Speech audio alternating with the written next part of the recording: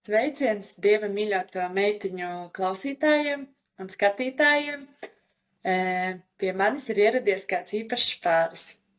Labdien! Labdien! Jā, pirms es vēl nosaucu vārdu un uzvārdu.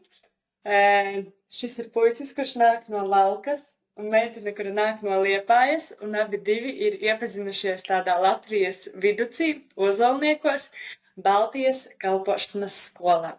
Un tie ir Pēteris un Henriete Rimbenieki. Šis ir pāris, kurš meklē ikdienā Dieva gribu, kuri seko Jēzum. Un, ja raksturot arī abus divus atsevišķi, tad Pēterim, saprotu, patīk rūpēties par ģimeni, par laulību. Pēterim arī patīk ļoti daudz stāstīt un liecināt par Dieva varenajiem darbiem viņa dzīvē.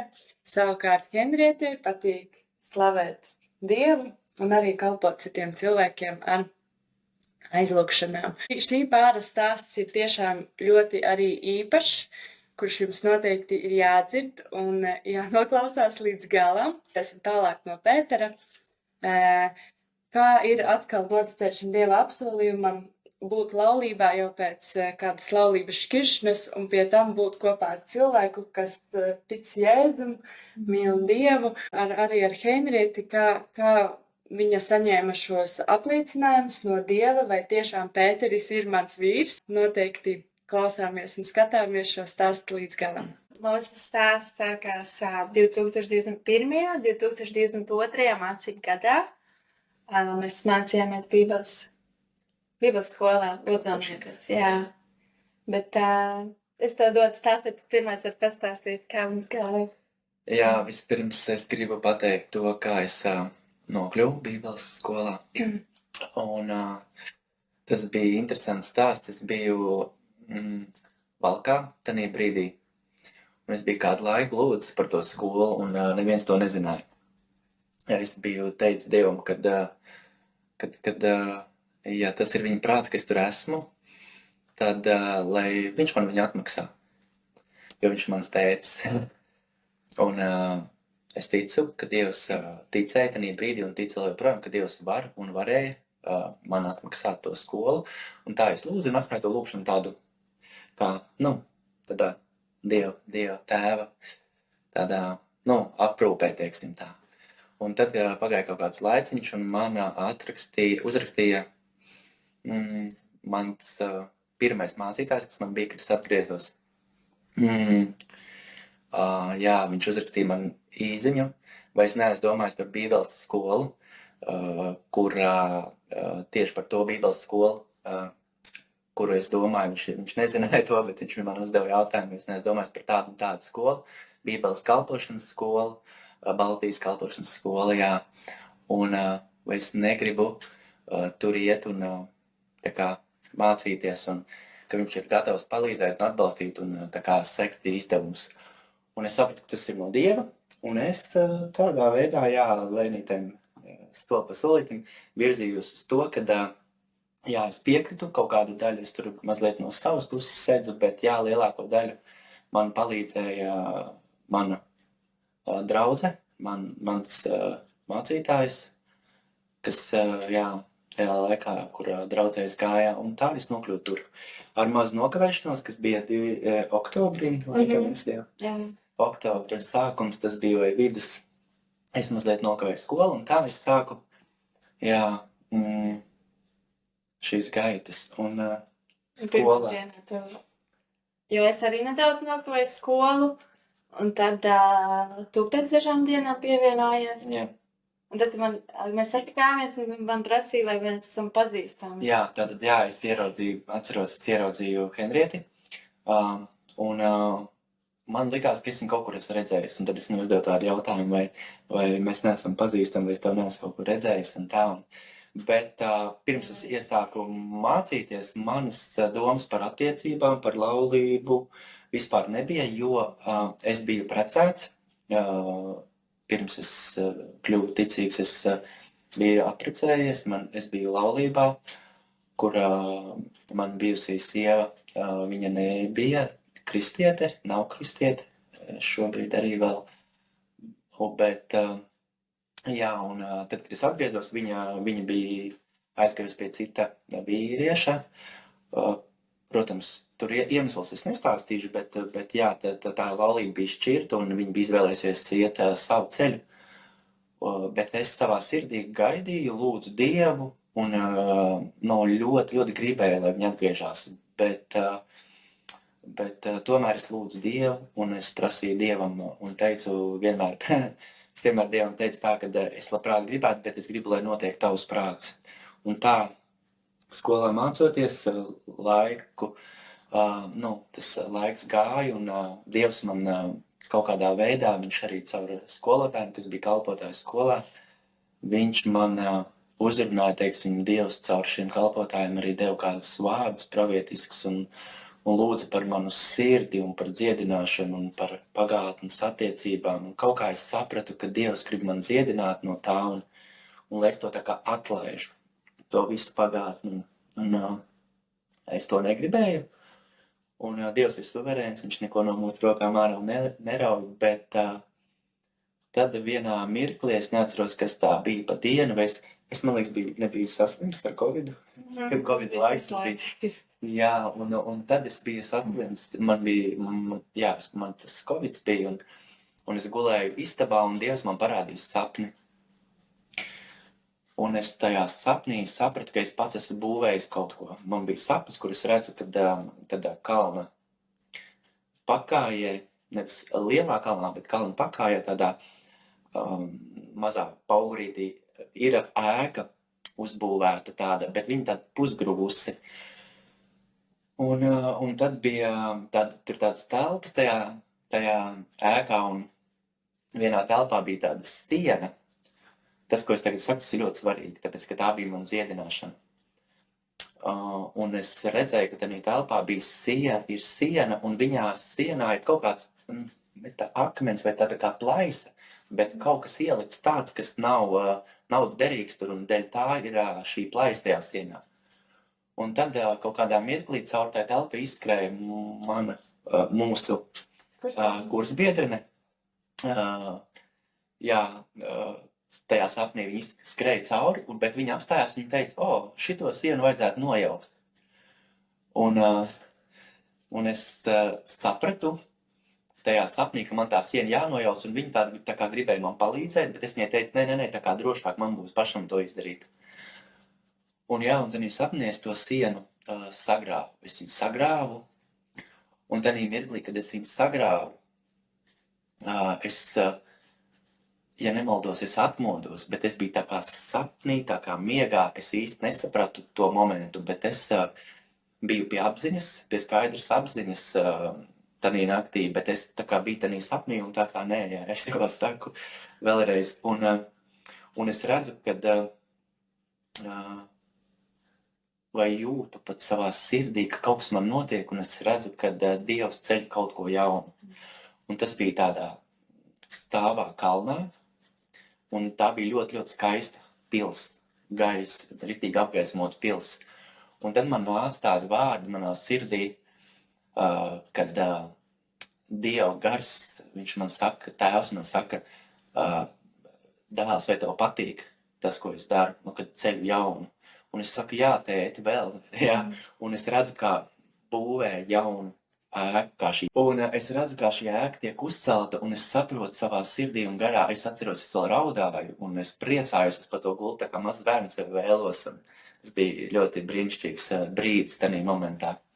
Un es sapratu, ka Dievs dziedināja manu sirdi, manu pagātni, un ka šī vecā ēka bija mans celtais, ko es gribēju pats. Un es sapratu, ka tā ir tā vecā dzīve, ko es gribēju tā kā ar varu, teiksim, ar savu sirdi, ja, pieķēries bija tai lietai un gribēju, lai tās attiecības atjauninās. Bet Dievam bija cits plāns, Dievam bija kaut kas īpašs, kaut kas cits, kaut kas jauns, kaut kas labāks. Un starp citu arī Bībelē rakstīts, ka mūsu sirds var mūs maldināt, un tā šī gadījumā tā tas bija, kad es biju pieķēries ar savu sirdi tam un negribēju vienkārši atlaist, bet tajā brīdī, kad es to izdarīju, manas sirds bija dziedināta, es spēju arī domāt, un tā tā veselīgāk skatīties uz dzīvi. Teiksim tā, jā. Tas bija apmēram gads kopš Dievs man dziedināja. Tā, un jā, bet... Un pēc tam? Un pēc tam, jā. Pēc tam tur vēl bija dažas lietas, kā man Dievs tur rādīja kādas lietas, bet tas šobrīd nav tik svarīgi. Svarīgā daļa tā, kā es vispār tiku līdz sievai.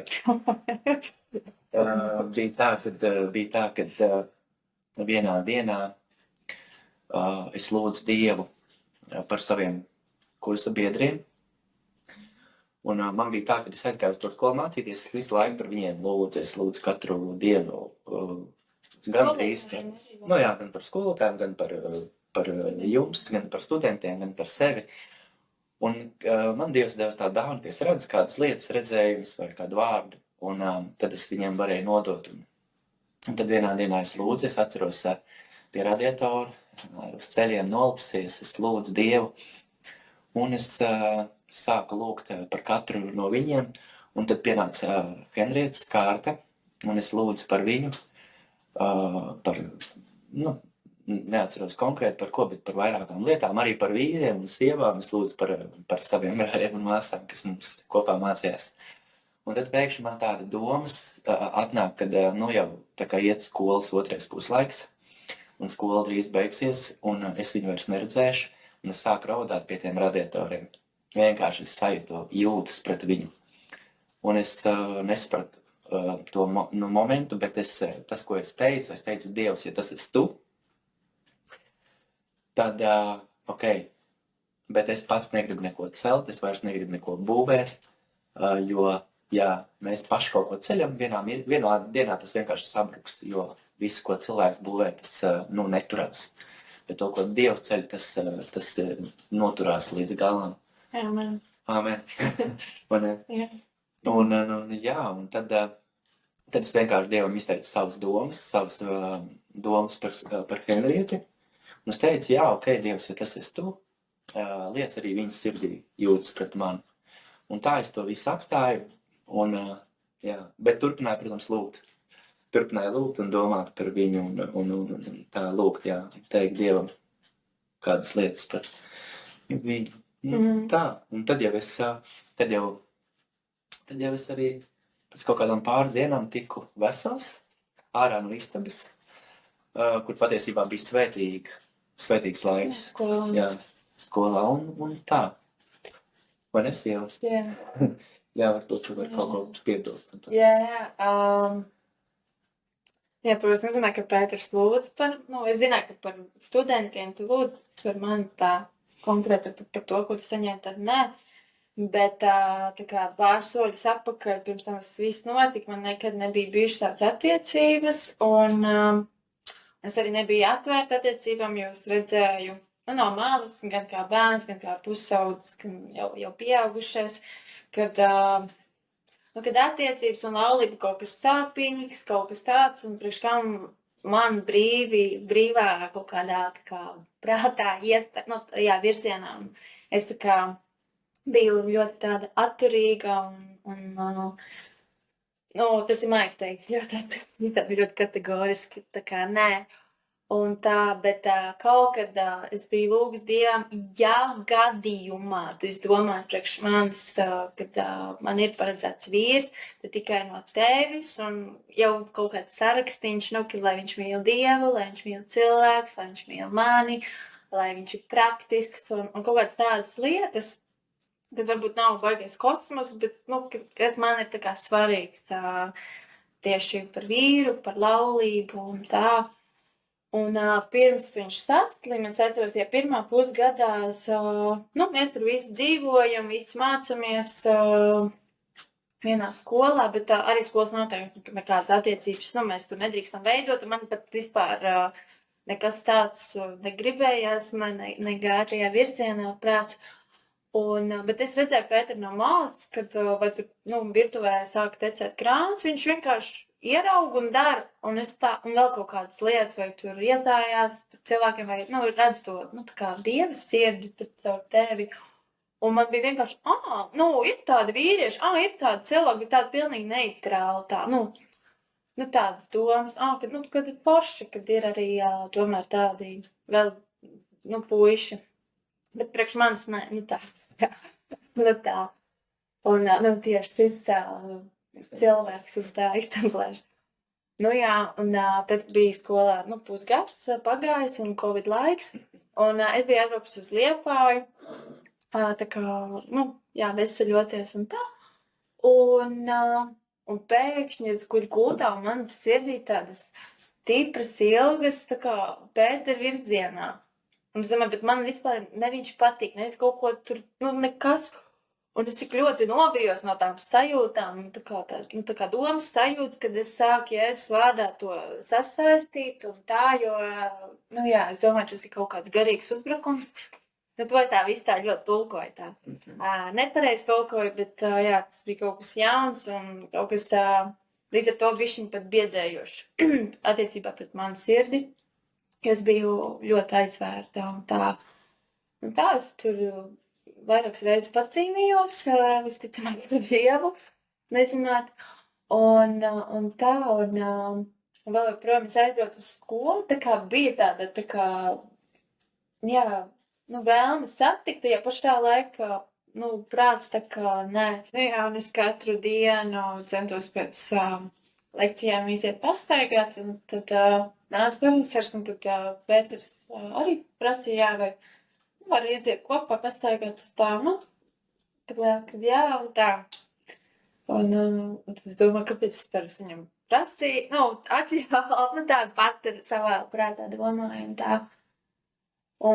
Bet es sāku, es biju tāda ļoti noraidoša, bet es sāku just, kad es tev patīku, jā. Un tā. Bet, kā tu saņēmi no Dieva par mani pie skolas laikā? Jā, bija tā, kad es turpināju lūgt un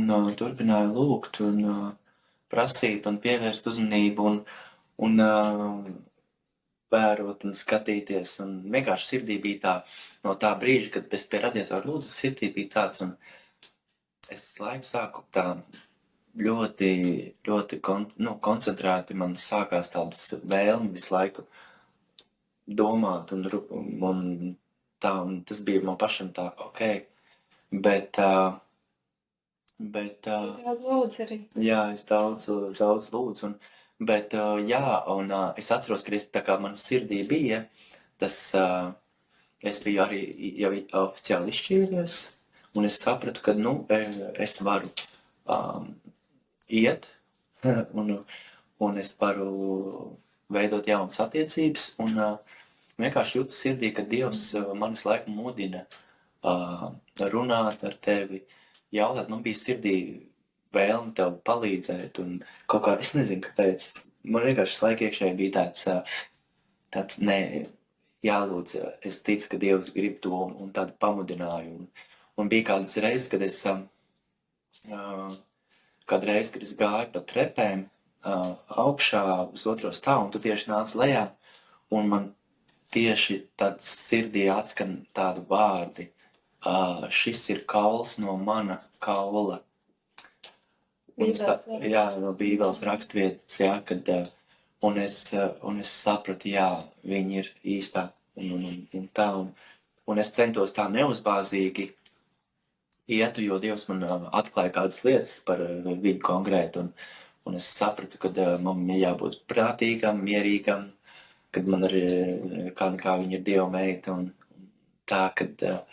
tā es mēģināju pēc iespējas mierīgāk un maigāk attiekties, runāt, jautāt, neuzspiest, un tajā pašā laikā es sapratu, ja pat Dievs liek manā sirdī viņu, tomēr Dievs ir tik suverēns un labs, kad viņš neuzspiež cilvēkam gribu, viņš nesalauž cilvēkam viņa vēlmi vai gribu.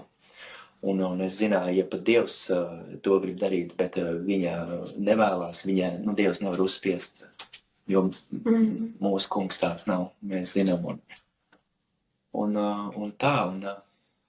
Bet laikam es tevi aicināju arī jā, kad mēs gājām pastaigās Uz ko vienkārši? skolā, un jā, un es arī, man bija tāds sirdī, tāda vēlme arī pateikt to skolas direktoram, kad, nu, kaut kas ir, ka kaut ko es saprotu, ka varētu būt kādas attiecības vai kas, kur mēs arī dabūjām kādas norādes, nu, kad nevajag skolā tur būt, nu, pavadīt laiku divatā un tā, nu, kad, lai cilvēkiem redzam, jo miesa, tā ir miesa, un vīrietis un sieviete, viņi var sagrēkot. Nu, Jā, vai ne? Bet teikšu godīgi, tanī brīdī nebija vispār domas nekādas tādas uz intīmām vai seksuālām attiecībām vispār. Vienkārši bija tāda, ok, Dievs, ja tas esi tu, vienkārši atver viņas sirdi priekš manis un viss. Un tā mēs ik pa laikam tikāmies, ik pa laikam sarunājām un satikšanās un tā. Pēc skolas. Jā, pēc skolas arī. Nu jā, tu aizbrauc uz Vēnku, es aizbraucu uz Liepāju, tad bet mums tā kā randiņi bija dievkalpojumi. Mūsu randiņi bija dievkalpojumi. Vienkārši kaut kur aizvakt, jā, uz kaut kādiem tā kā dievkalpojumiem vai kristīgi semināri, nu tā. Bet, nu jā, bet man tas jautājums palika tā kā aktuāls, jo es tā kā esmu ļoti pretestības pilna. Un līdz ar to es vienkārši tādā lielā jautājuma zīmē nesapratu, ko man darīt. Un es gavēju lūdzu, un es saņēmu vārdu no Bībeles, varbūt, ka tas ir par šo situāciju, bet es nebiju, es tā kā sapratu, bet es nebiju atvērta to līdz galam akceptēt.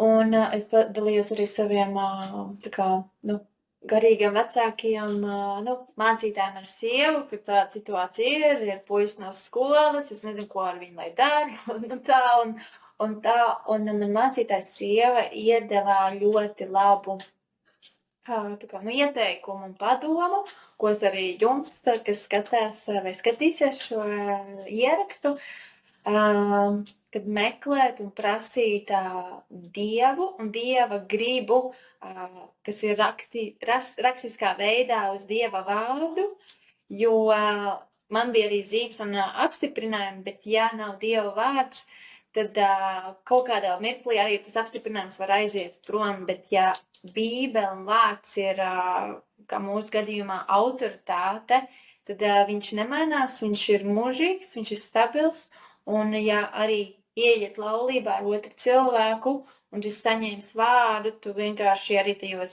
kaut kādos emocionāli grūtajos brīžos vienkārši stāv, nē, man Dievs ir pateicis, ka šis ir mans vīrs, un es vienkārši stāvu neatkarīgi no tā, kā varbūt ir situācija vai apstākļi. Un tā, jā, viņi man mācītājs ieteica, viens saņem vārdu, vai jā, vai ne, un otrs tā kā jautājums, vai lieta būtu pēc cik ilga laika vai kad. Jo, ja jūs saņemat vārdu no Dievu, vienkārši prasiet, kad varbūt tas ir jūs, varbūt vēl neesat gatavs, varbūt otrs cilvēks vēl nav gatavs attiecībām. Tas ir ļoti individuāli. Un tā, tāpēc mēs vienkārši dalāmies ar savu stāstu, tas arī ir personīgi un individuāli. Nu jā, ko es turpināju lūgt, un tā, un es pāris soļus uz atpakaļ paiešu, ka mēs vēl bijām skolā. Vienu dienu es gāju pa otru stāvu koridoru, un otrā stāvā vienā pusē dzīvoja puiši, otrā pusē bija klases telpa, trešajā stāvā meitenes tā kā dzīvoja istabiņās. Nu jā, un es eju tā kā no klases cauri koridoram, un es zinu, ka no kurām durvīm kurš biedrs nāk ārā vēl no rītiem, kad ir lekcijas, un es zinu, ka šajās durvīs no istabā dzīvo Pēters, un tur ir 22, un man tā pēkšņi tā hops, tāda atmiņa, kad es biju kāda 5-6 gadu veca meitene, mēs spēlējamies ar māsīcu.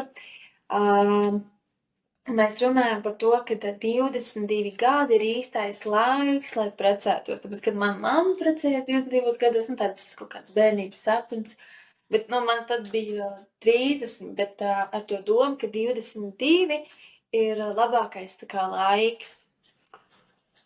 Un es bišķiņ tā kā sarosījos, domāju, kas tas tāds.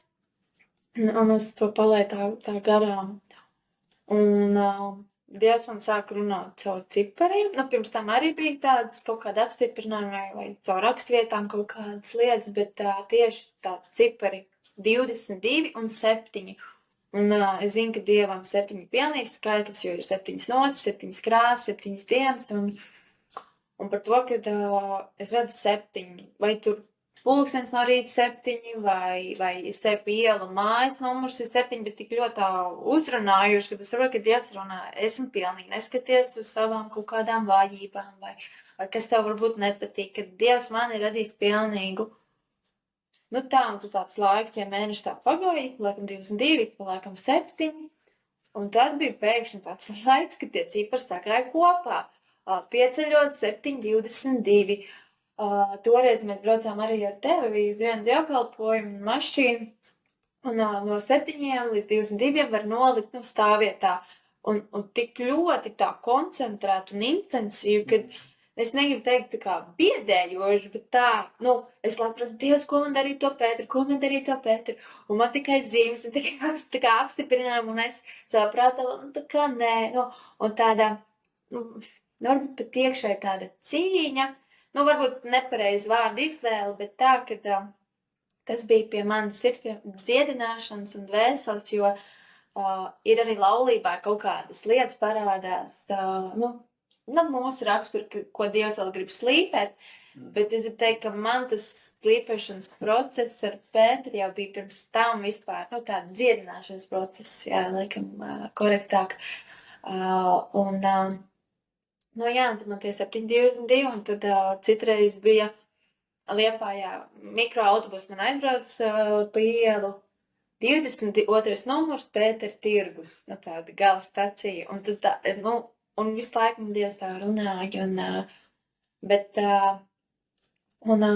un bija tas, mēs skolu beidzām, vasaras laiks, rudens pienāk, un man sirdī kaut kā pēkšņi tādi vārdi, ko es darīšu, ka Pēters man bildinās, jo man tāda sajūta, tas būs jaungadā, vecgadā. Un es es nebiju atvērts, nebiju gatava tam, un es nezināju, ko darīt. Un tu prasīji, tu man ik laikam mēs sacinājāmies un teici, ka varētu atbraukt uz Liepāju. Un es laiks teicu, nebrauc. Kad tikai nē, bet pēc tam tu atkal pajautāji, es esmu labi brauc ar, bija tas vecgads. Jā. Es aizbraucu uz Liepāju, tad man atļāva.